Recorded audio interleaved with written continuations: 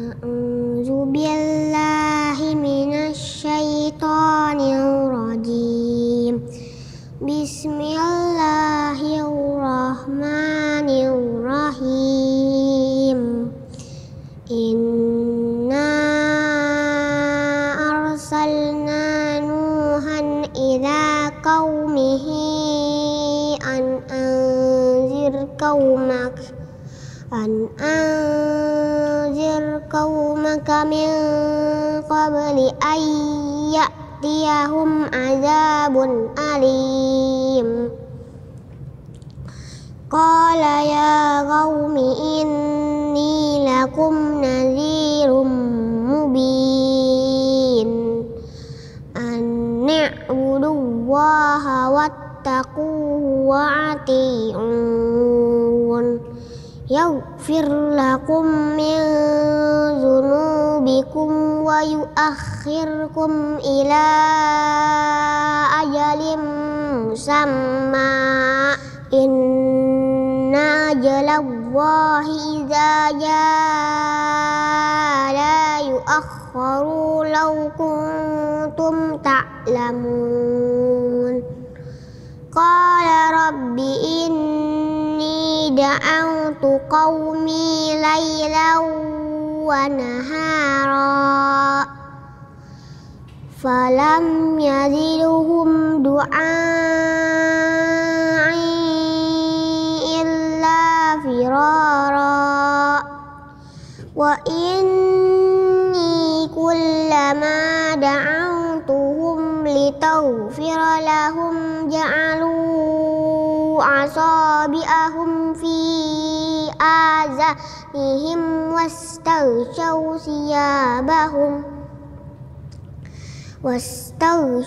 siyabahum wa asarru wastakbaru istikbara.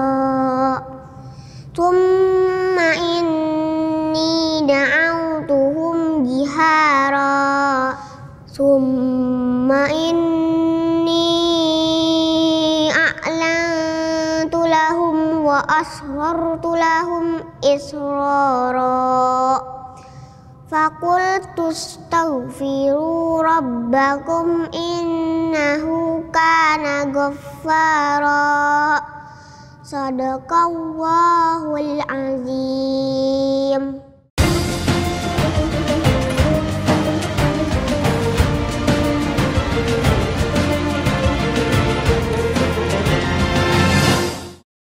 Bismillahirrahmanirrahim. Assalamualaikum warahmatullahi wabarakatuh. Alhamdulillahi rabbil alamin. Wassalatu wassalamu ala rasulillahil karim Nabiyyina Muhammadin wa ala alihi wa sahbihi wa ummatihi ila yaumiddin wa ba'd.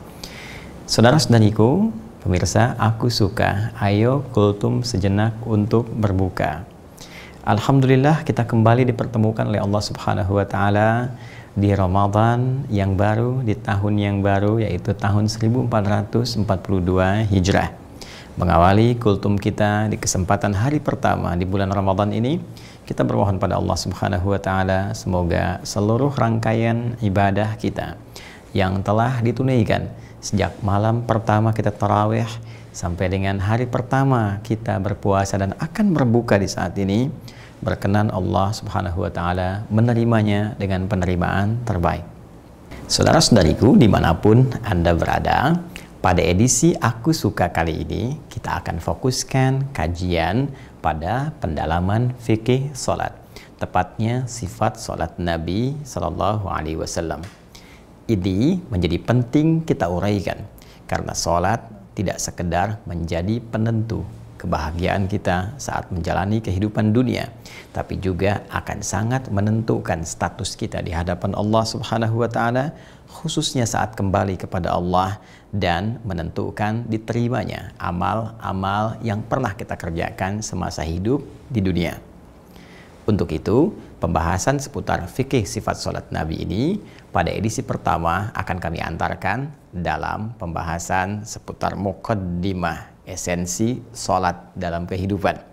Jika Anda masih ada pertanyaan terkait berkelindan seputar ibadah siam atau pemaknaan terkait dengannya, mohon berkenan untuk merujuk kepada episode yang lalu di Aku Suka tahun 1441 Hijrah. Anda tinggal merujuk kepada Adi Hidayat Official di channel YouTube kami yang resmi, kemudian digali tahun lalu dan Anda akan temukan rangkaian-rangkaian pembahasan yang boleh jadi Anda perlukan. Baik, untuk pembahasan kali ini kita akan coba tampilkan berupa materi pengantar atau mukaddimah seputar esensi sholat bagi insan beriman. Dalam pembahasan ini ada beberapa poin yang akan kita uraikan, yaitu yang pertama tentang esensi sholat yang tadi kita sampaikan, kemudian yang kedua tentang makna sholat, yang boleh jadi dari sekian kali kita tunaikan sholat, tidak sedikit bahkan yang belum mengetahui apa itu sholat, kenapa disebut dengan sholat, ada makna apa yang terkandung di balik pemilihan kata ini. Itu yang coba nanti kita akan turunkan. Kemudian setelah itu kita akan turunkan tentang keutamaan sholat, apa keutamaan atau keistimewaan yang kita bisa raih dalam penunaian sholat ini. Karena setiap ibadah yang disyariatkan dalam Al-Quran dan langsung ditunjukkan, bahkan diperintahkan oleh Rasulullah SAW, sudah pasti memiliki tautan yang sangat erat dengan kehidupan kita dan berdampak pada lahirnya kemuliaan-kemuliaan, keistimewaan-keistimewaan yang bisa kita dapatkan. Mustahil ada ibadah yang tidak ada manfaatnya untuk kehidupan kita, khususnya insan beriman. Kemudian pada bagian yang pokoknya kita akan bahas tentunya tentang tata cara sholat atau penunaian sholat yang pernah ditunjukkan oleh Rasulullah SAW, yang kita bisa lacak dari hadis-hadis beliau SAW yang sampai kepada kita dan juga telah banyak diulas oleh para ulama. Kita bisa tampilkan dari mulai pembukanya sampai dengan penutupnya jikalau Allah berkenan memberikan kesempatan pada kita untuk mengulasnya sampai akhir Ramadan kelak insyaallah. Baik, langsung saja teman-teman sekalian, kita masuk pada bagian yang pertama. Ini menjadi penting untuk kita uraikan guna mengetahui rahasia di balik sholat. Baik, esensi sholat, kenapa kita mesti menunaikan sholat? Ini pertanyaan pokok yang harus dijawab oleh setiap muslim dan harus diketahui oleh insan beriman. Kenapa seorang muslim mesti sholat? Baik teman-teman sekalian, barangkali akan ada banyak jawaban kita temukan, baik dalam hadis-hadis Nabi Sallallahu Alaihi Wasallam, juga dalam Al-Quran, tentunya dari paparan ulama yang sampai kepada kita. Nah, kalau kemudian kita kumpulkan semua itu dan kita kristalisasikan, maka ada turunan-turunan jawaban yang sangat dalam, yang bahkan menantang kita untuk membuktikan keyakinan kita di hadapan Allah Subhanahu wa Ta'ala. Setidaknya kristalisasi dari jawaban-jawaban Al-Quran, keterangan-keterangan Nabi dan pemaparan ulama dari dua sumber utama ini terkristalisasikan pada tiga bagian penting. Yang pertama, teman-teman sekalian, sholat itu adalah menjadi pembuktian pertama akan keimanan kita kepada Allah Subhanahu wa Ta'ala. Jadi kalau kita ditanya apa buktinya iman kita kepada Allah, ini poinnya. Apa buktinya iman kita kepada Allah? Nah, maka pembuktian itu terletak kepada sholatnya seorang hamba. Karena itulah Allah tegas pertama kali menempatkan kalimat sholat dalam Al-Quran itu setelah kata iman. Kita turunkan misalnya dalam Al-Quran surah kedua Al-Baqarah di ayat yang ketiga, ya, ketika Allah menyifati orang-orang takwa, alladzina yu'minuna bil ghaib, orang takwa itu, orang yang baik itu, orang yang dekat dengan Allah itu adalah orang-orang yang yakin kepada Allah walaupun tidak nampak dalam pandangan dia saat di dunia, ya, karena keterbatasan, perbedaan dimensi dan lain sebagainya. Namun keyakinan yang kuat tanpa ragu ini lalu dia buktikan. Apa pembuktiannya? Wa yuqimunas shalah. Salat ditempatkan oleh Allah Subhanahu wa Ta'ala sebagai pembuktian pertama dari iman kita kepada Allah. Jadi kalau seorang ingin diketahui apakah dia beriman kepada Allah, benar-benar dia punya iman, maka pembuktian pertamanya itu terletak kepada salatnya. Bisa dilihat dalam salatnya. Karena itulah Nabi itu tegas menyampaikan. Kalau kita urutkan misalnya dalam hadis riwayat Muslim, ya, jadi ada beberapa kitab-kitab sahih bahkan langsung menegaskan dengan redaksi yang sangat tegas sekali, ya, hadis riwayat Muslim. Ya, juga ada hadis riwayat At-Tirmidzi, nanti kita temukan juga dalam riwayat At-Tirmidzi, ya. Ada lagi nanti dalam riwayatnya Imam An-Nasai. Ini dalam diksi yang serupa, ya, redaksi yang serupa, esensi yang sama. Ya, Imam An-Nasai juga menyantumkan hadis ini. Ini riwayatnya diambil dari sahabat Jabir bin Abdullah. Ya, Jabir ibnu Abdullah radhiyallahu taala anhu. Jelas sekali, ya, bahkan sebagian menempatkan dalam Kitabul Iman. Anda bayangkan. Ya, untuk membuktikan iman itu, ya, selevel Al-Imam At-Tirmidzi menempatkan dalam Kitabul Iman. Ya, kemudian Al-Imam An-Nasai menempatkan dalam Kitabus Shalah. Jadi korelasi antara iman dengan sholat, untuk membuktikan keimanan itu maka dilihat dalam sholatnya. Apa yang Nabi SAW sampaikan dalam riwayat hadis Jabir bin Abdullah radhiyallahu taala anhu ini, ya, Nabi SAW menyampaikan qala Rasulullah SAW, inna bainar rajuli wa bainas syirki wal kufri tarkus shalah. Perhatikan baik-baik kalimatnya. Inna bainar rajuli, kan, inna bainar rajuli, baik. Inna bainar rajuli wa baina asyirki wal kufri, ya, wal kufri tarkus salah. Tarkus salah. Wal iyadzu billah. Inna bainar rajuli, sungguh, ya, ini kalimat penegasan. Inna itu harfu nasbin wa taukidin, tansibul isma wa tarfa'ul khabar. Ya, mabniun alal fathi la mahalla lahu minal i'rab. Tegasnya huruf yang berfungsi untuk menguatkan satu informasi, menegaskan satu informasi, menancapkan. Nasab itu menancapkan, bukan hanya menunjuk pada harakat fathah kalimat setelahnya, tapi juga memberikan penekanan bahwa informasi yang disampaikan tancapkan pada jiwa, jangan sampai goyah.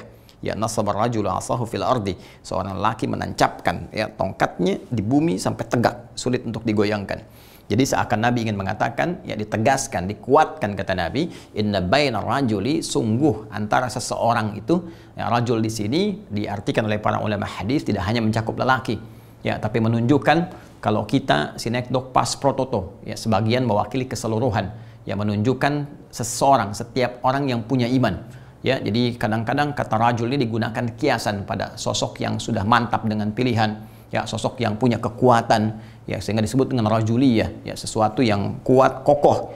Jadi kalau seseorang itu kokoh imannya, kuat dia, inna baina rajuli wa baina syirki wal kufri, sungguh antara seseorang yang kokoh itu, ya, imannya yang kuat, wa baina syirki, dan dibedakan dengan syirik. Jadi perbedaan antara, ya, perbedaan antara orang yang beriman, yang kokoh imannya, dengan orang yang syirik, dengan syirik, wal kufri, dan dengan kekufuran, yaitu apa? Tarkus shalah.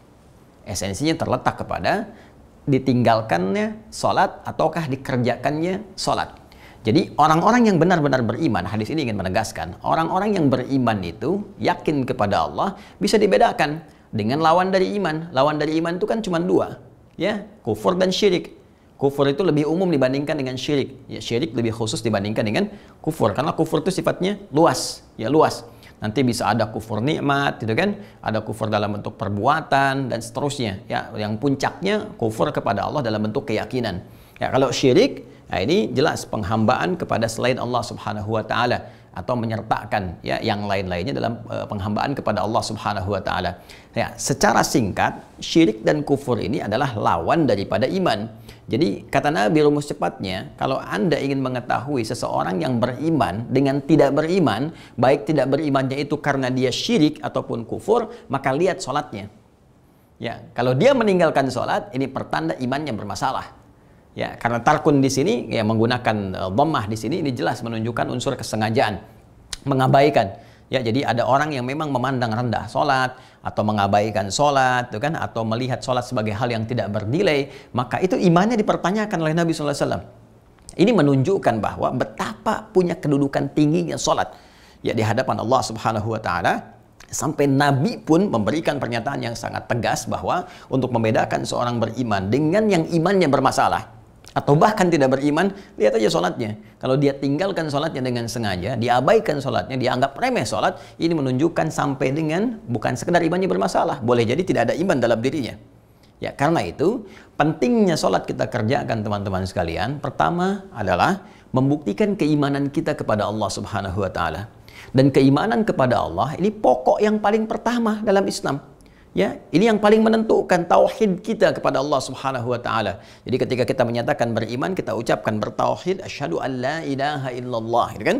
Asyhadu an la ilaha illallah. Aku bersaksi, ya, aku menetapkan tiada Tuhan yang layak dipertuhankan dan layak untuk disembah, ya. Karena Allah itu punya dua arti yang pokok. Satu yang dipertuhankan, yang kedua al-ma'budul haq, yang diibadahi, yang disembah. Jadi ketika Anda mengatakan la ilaha illallah, itu Anda sudah komitmen hanya menjadikan Allah sebagai Tuhan, gak ada yang lainnya, dan membuktikan kemudian komitmen itu, keyakinan itu dengan apa? Dengan menyembahnya. Makanya kalimat Allah itu sudah melekat kalau dalam jiwa kita, itu pembuktiannya sudah hanya dua. Mengesahkan Allah, tidak ada yang lain, qul huwallahu ahad, kemudian membuktikan komitmen itu dengan apa? Dengan menyembahnya. Nah, cara menyembah Allah itu lewat apa? Ya lewat salat.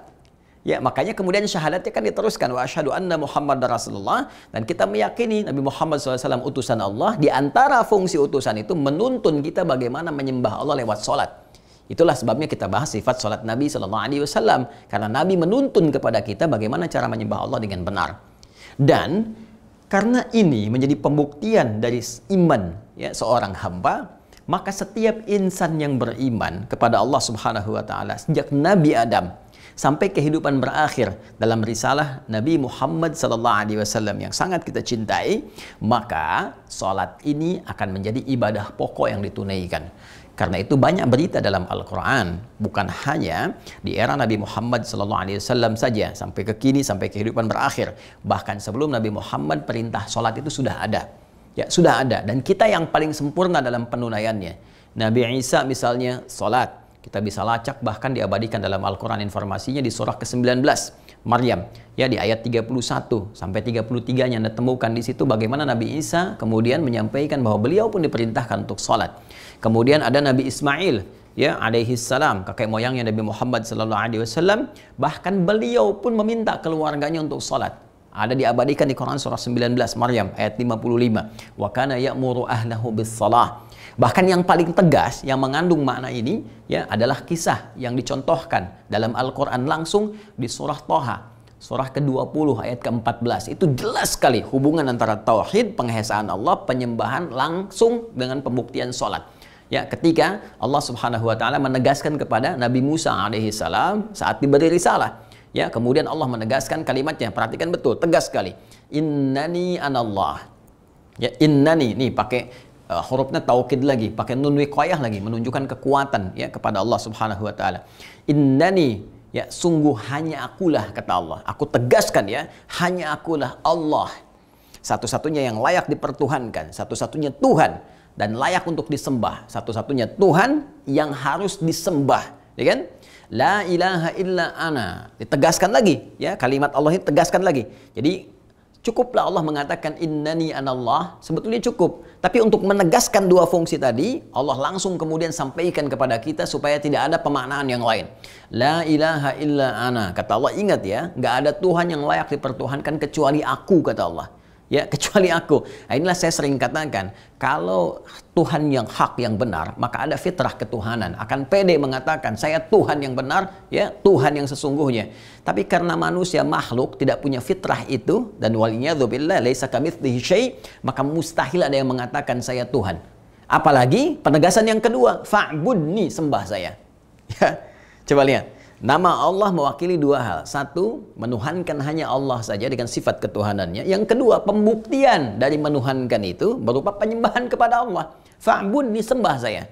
Sekarang tunjukkan kepada saya, kitab mana yang ada di muka bumi yang mengatakan dengan sangat pede luar biasa, saya Tuhan, sembah saya. Tanpa ambigu, tanpa penjelasan kemana-mana, langsung pada intinya, saya Tuhan, sembah saya. Demi Allah saya katakan, hanya dalam Al-Quran yang tegas mengatakan, innani anallah, kata Allah, sayalah Allah. Saya tegaskan, sayalah Allah, la ilaha illa ana, kata Allah, nggak ada Tuhan yang layak dipertuhankan kecuali saya.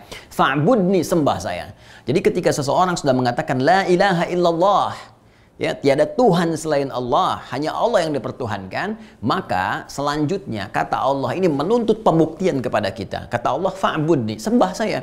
Buktikan keimananmu itu. Nah, ketika kita bertanya bagaimana cara menyembahmu ya Allah, teruskan ayatnya. Quran surah 20 tadi, Thaha ayat ke-14, teruskan. Ya, wa aqimis shalah, wa aqimis shalata lidzikri. Maka cara menyembah Allah itu langsung diterangkan oleh Allah, dan tunaikanlah salat. Jadi cara menyembah Allah itu lewat salat. Ya, makanya dalam sholat nanti kita mengatakan komitmen penyembahan kita. Disebutkan bahkan 17 kali dalam sehari. Iyyaka na'bud. Iyyaka na'budu wa iyyaka nasta'in. Kita katakan hanya kepadamu saja ya Allah. Hanya engkau saja. Ya, karena di bahasa Arab itu bisa na'budu iyyaka, bisa iyyaka na'bud. Kalau na'budu iyyaka bisa wa ghairaka. Ya, menyembah kepadamu dan selainmu. Tapi ketika dimajukan kata iyakanya, dalam ilmu balaghah disebut ikhtisas. Al-ikhtisas, mengkhususkan sesuatu saja tanpa yang lain. Jadi ketika kita mengatakan langsung dibimbing oleh Allah, iyyaka na'bud, hanya engkau yang kami sembah ya Allah. Dan titik itulah pembuktian pertama keimanan kita kepada Allah subhanahu wa ta'ala sebelum kita ruku dan sujud. Karena itu nanti di hadis qudsinya jawabannya itu langsung, hadza baini wa baina abdi wa li abdi ma sa'al. Ini perjanjian komitmen antara aku dengan hambaku, kata Allah. Kalau benar hambaku dengan komitmennya sampai kalimat ini, apapun yang dia minta aku akan kabulkan. Nanti dalam praktek kita akan bahas bagaimana implementasi dari hadis yang dimaksudkan, serta bagaimana cara menggunakan keistimewaan sampai bacaan ayat tadi. Nah, intinya teman-teman sekalian, kenapa kita sholat? Ya, maka jawaban yang pertama untuk membuktikan iman kita kepada Allah. Ya, kalau bahasa paling tegasnya untuk menyatakan kita muslim. Ya. Jadi orang Islam itu gampangnya dilihat dalam sholatnya.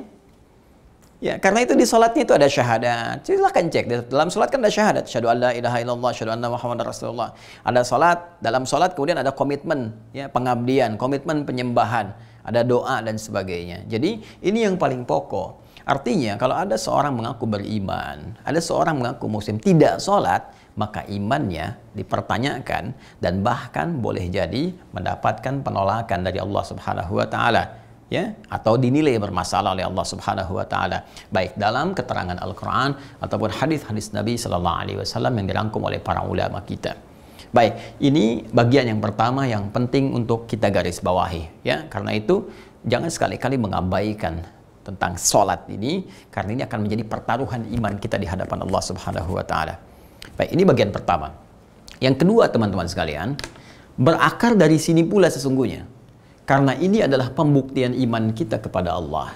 Karena ini adalah esensi keyakinan kita kepada Allah Subhanahu wa taala, maka sholat pun teman-teman sekalian akan menjadi penentu kemaslahatan, kebaikan kita di dunia, sekaligus keberhasilan dan kemuliaan kita saat di akhirat. Jadi kalau Anda ditanya bagian yang keduanya, kenapa mesti sholat? Apa esensinya? Maka dijawab oleh Al-Quran, dari turunan yang pertama tadi, pembuktian iman kepada Allah, maka akan dihasilkanlah kemudian satu, manfaat dalam kehidupan dunia kita. Ini penting sekali kita terangkan, supaya menjadi motivasi. Ya, selain ikrar kita, komitmen kita kepada Allah untuk beriman, tapi ada motivasi juga yang penting kita dapatkan. Contoh misalnya, saya turunkan. Allah menjelaskan dalam Al-Quran, satu, dengan sholat itu, maka akan berpengaruh kepada perubahan perilaku kita, menjadi lebih baik daripada sebelumnya. Secara singkat, orang sholat, kalau benar sholatnya, pasti jadi orang baik. Ini poinnya. Ya. Kita bisa dapatkan ini isyaratnya di Quran surah ke-29 Al-Ankabut ayat 45. Utlu ma uhya ilaika minal kitab wa aqimis shalah innas salata tanha 'anil fahsya'i wal munkar. Ya, bacalah, pahami, pelajari segala yang diwahyukan kepada Muhammad sallallahu alaihi wasallam, ya, yang termaktub dalam Al-Qur'an. Petunjuk-petunjuk, gambaran-gambaran. Kemudian apa setelah itu? Wa aqimis shalah. Lalu tunaikan salat. Jadi perintahnya sebelum salat ditunaikan tuh baca, pelajari dulu, pahami dulu kan dengan baik, setelah itu salat. Nah, salat yang seperti ini yang benar, yang dipahami bacaannya, yang diketahui gerakannya, paham maknanya, itu tanha 'anil fahsya'i wal munkar. Sungguh salat yang dikerjakan dengan benar itu ada alif lam, ma'rifat di sini. Yang dikerjakan dengan benar, bukan asal-asalan, ikut aturannya, benar petunjuknya. Ya, tanha 'anil fahsya'i wal munkar. Maka yang demikian itu bisa menyebabkan seseorang terbebas dari dua sumber keburukan. Jadi kalau ada sifat buruk itu sumbernya cuma dua. Satu, fahsya, keburukan yang bersumber dari syahwat.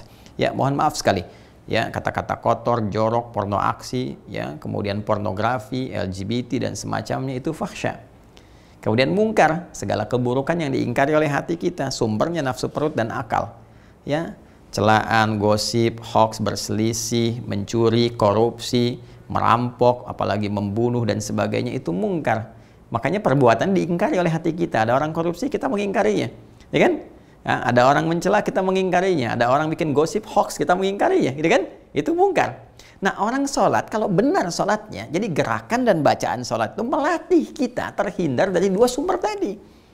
Makanya dahsyat itu. Orang jahiliyah, seburuk-buruknya manusia yang hadir pada masa itu dengan berbagai ragam tindakan kriminalitasnya, itu terhenti dengan sholat yang mereka tunaikan dengan benar. Itu jadi berubah jadi khairah ummah.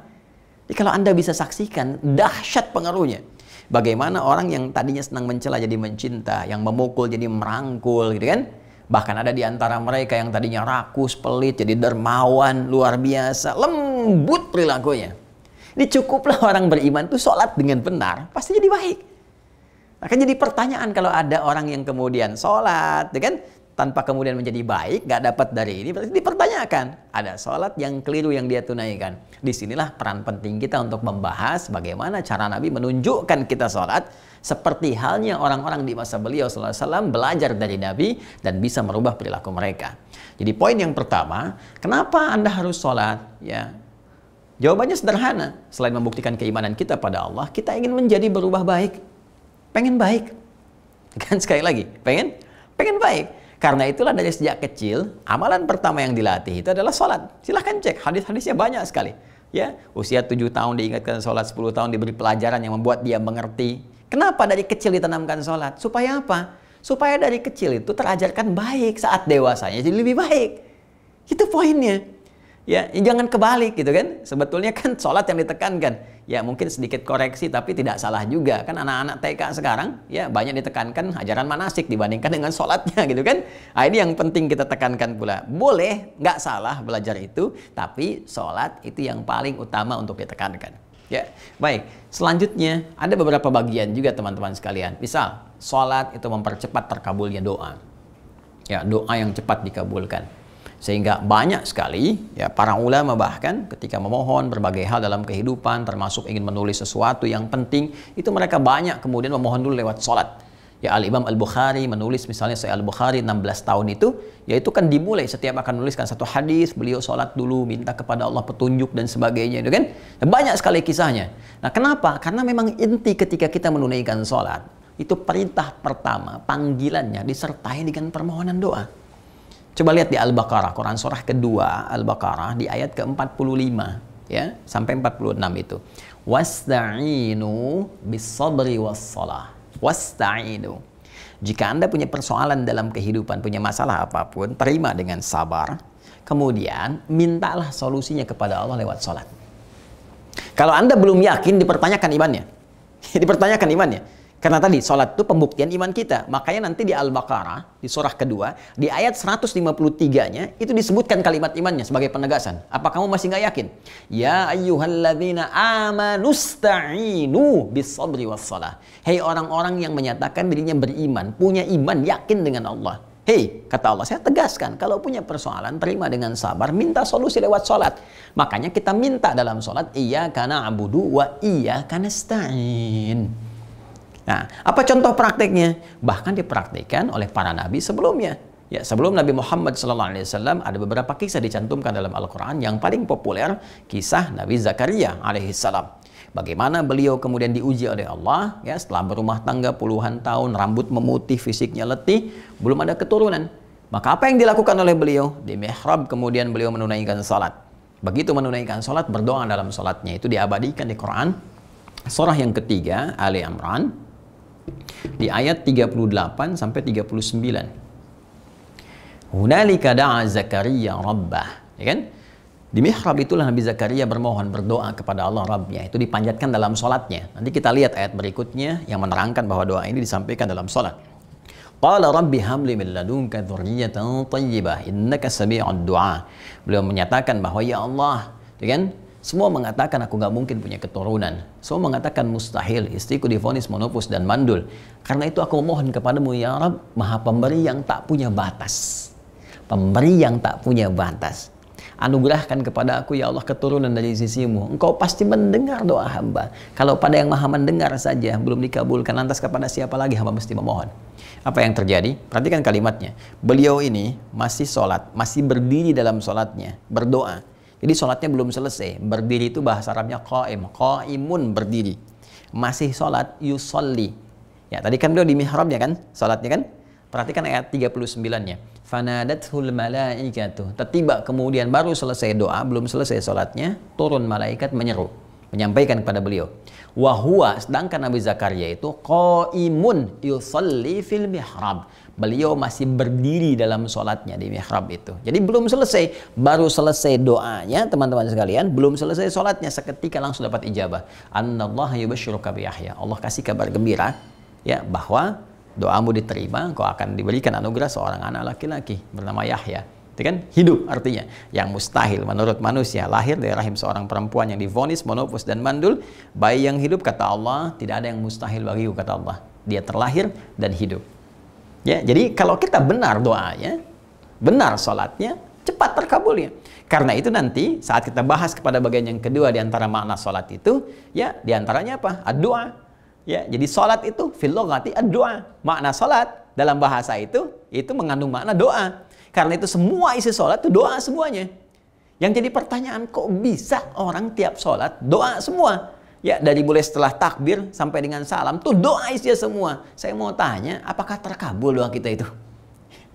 Kalau ada yang belum terkabul, misalnya Rabbighfirli warhamni wajburni warfa'ni warzuqni. Warzuqni kan minta rizki, tapi rizki kita itu gak pernah cepat. Berarti ada yang salah dalam sholatnya. Minta dilindungi, sulit terus. Ya kan? Minta dirahmati, berbuat maksiat terus. Berarti ada yang salah. Itulah pentingnya kita belajar bagaimana menunaikan sholat seperti yang pernah Nabi tunjukkan kepada kita. Ya kan? Nah, jadi ini manfaat yang kedua. Jadi kalau orang paham, teman-teman sekalian, dengan sholat itu jadi orang baik. Dengan sholat terkabul doa. Dengan sholat hati jadi tenang. Ya, karena sholat itu disebut zikir tadi. Di Quran surah ke-20. Ayat ke-14, wa aqimis salata lidzikri, tunaikan salat untuk zikir kepada Allah, ya kan? Nah, sedangkan fungsi zikir itu di Quran surah 13 Ar-Ra'd ayat ke-28 itu untuk menenangkan hati. Ala bidzikrillahi tatma'innul qulub. Yakinkan pada dirimu dengan berzikir kepada Allah hati menjadi lebih tenang. Ya, karena itu semua perbuatan zikir itu menenangkan hati. Baca Quran itu zikir, ya kan? Ya, walaqad yassarnal Qur'ana lidzikri. Kami telah mudahkan Al-Qur'an untuk digunakan sebagai zikir. Jadi baca Quran itu zikir. Ya, berdoa itu zikir. Makanya setiap Anda doa kan lebih tenang. Baca Quran lebih tenang, gitu kan? Istighfar lebih tenang, gitu kan? Nah, sholat itu mengumpulkan semuanya. Dalam sholat kita berdoa, dalam sholat baca Quran, dalam sholat kita istighfar. Seharusnya pelaku sholat itu lebih tenang jiwanya. Bahkan tempat sholat itu memberi ketenangan. Beda kan saat masuk masjid? Masuk mushola, beda dengan rumah biasa kan? Saat masuk perasaan lebih enak, lebih nikmat, lebih tenang. Jadi dengan sholat kita tenang. Dengan sholat itu teman-teman sekalian doa terkabul. Dengan sholat kita lebih baik. Dengan sholat kemudahan kita dapatkan. Banyak nanti ayat yang membentang. Karena waktu terbatas saya hanya contohkan dari sekian banyak tuh hanya 3 saja tadi. Jadi baik, doa dikabulkan, kemudian memberikan ketenangan pada jiwa. Nah, orang-orang yang paham tentang ini, dia akan mengerti. Makanya ketika ada panggilan sholat, yang ada semangat. Allahu Akbar, Allahu Akbar. Ada kan?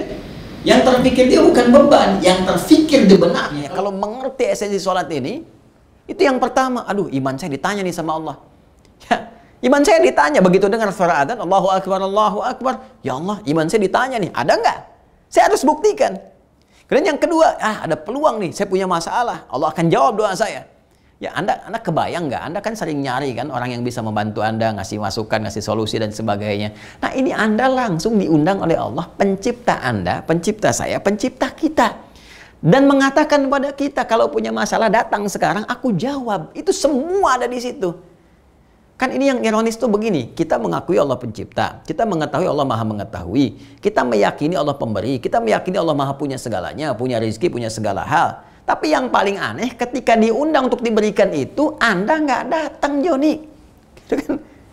Ada sesuatu yang salah kan?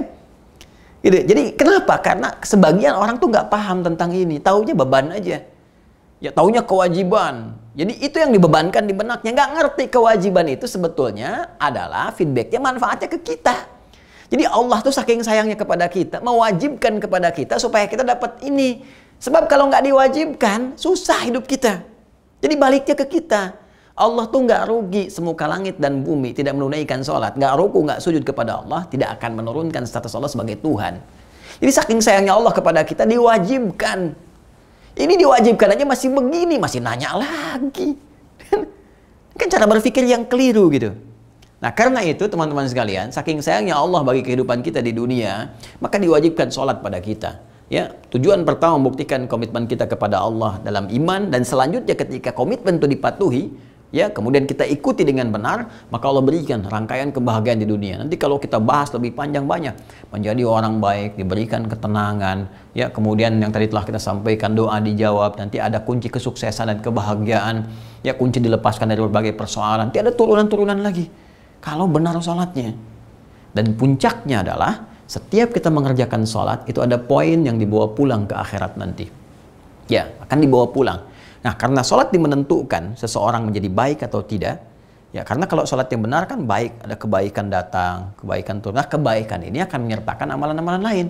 Tapi kalau sholatnya nggak benar, akan ada turunan jelek kepada yang lain. Jadi karena sifat karakternya ini jelek, karakter dirinya jelek, karena sholatnya kurang bagus, maka dibawa kemanapun jelek. Dibawa haji jelek, alih-alih berhaji dengan benar, kok malah gibah, malah berselisih, gitu kan, dan sebagainya. Dibawa zakat juga jelek, malah ria, pasang spanduk dari Sabang sampai dengan Merauke, gitu kan. Dibawa kemudian ke amalan siam juga tidak benar, hubungan dia dengan Allah kemudian tidak menjadi baik. Nah, jadi persoalan. Karena itu di akhirat, inna awwala ma yuhasabu bihil abdu yaumal qiyamati as-shalah. Kata Nabi tegas mengatakan, amalan pertama yang akan dihisab oleh Allah di akhirat yang sangat menentukan itu adalah salatnya. Nah, dalam konteks kehidupan akhirat pun, jadi salat akan menjadi penentu amalan kita saat menghadap kepada Allah, dan akan menentukan menjadi parameter diterima amal-amal yang lainnya. Idza salahat salaha sairu amalih, jika benar salatnya, maka ini menunjukkan dan memberikan indikasi bahwa amal-amal lain pun akan selamat. Tapi wa in fasadat atau idza fasadat, kalau bermasalah rusak salatnya, maka ini tanda yang buruk, fasada sairu amali, maka amal-amal lain pun akan menjadi bermasalah. Dan karena itulah teman-teman sekalian, salat esensinya terkristalisasikan pada 3 bagian utama. Salat membuktikan keimanan kita kepada Allah. Jadi kalau Anda mengaku beriman, ya, Anda mengaku beriman kepada Allah, maka lihat salatnya. Jelas. Salat memberikan banyak dampak kebahagiaan dan kesuksesan hidup kita di dunia. Yakini, karena kita yakin iman, yakin tanpa ragu, yakini itu. Begitu benar ditunaikan, Allah berikan feedbacknya kepada kehidupan kita. Dan lebih daripada itu, sholat akan menentukan keadaan hidup kita saat di akhirat. Antara mulia dengan nestapa, antara bahagia dan merana. Karena itulah penting menjaga sholat dan ditunaikan dengan baik, dan pahami. Begitu ada panggilan muadzin, langsung menyuruh Allahu Akbar, hadirkan ini semua. Jangan sekedar menjadikan beban fikih sebagai sebuah kewajiban sehingga setan memanfaatkan itu dengan menggoda Anda supaya malas menunaikannya. Hadirkan ini, begitu terbayang di benak Anda, semangat yang tiba dan pembuktian kita di hadapan Allah bisa kita songsong dengan semangat yang luar biasa. Nah, sekarang pertanyaannya, kalau ini sudah kita pahami dengan baik, tahu esensinya. Jadi sholat itu maknanya apa sesungguhnya? Ya, arti dasarnya apa? Gambarannya bagaimana? Dan dari semua itu, bagaimana pemaknaan esensi dan makna ini menghadirkan keutamaan-keutamaan yang bisa kita raih dalam kehidupan. Dan yang paling pokok, seperti apa cara menunaikan sholat yang menghasilkan 3 hal ini. Insya Allah kita akan bahas itu semua pada episode yang kedua di Aku Suka. Ayo kultum sejenak untuk berbuka. Nah, teman-teman sekalian, insya Allah kita akan sambungkan di esok hari kedua di bulan Ramadan tahun 1442 Hijrah.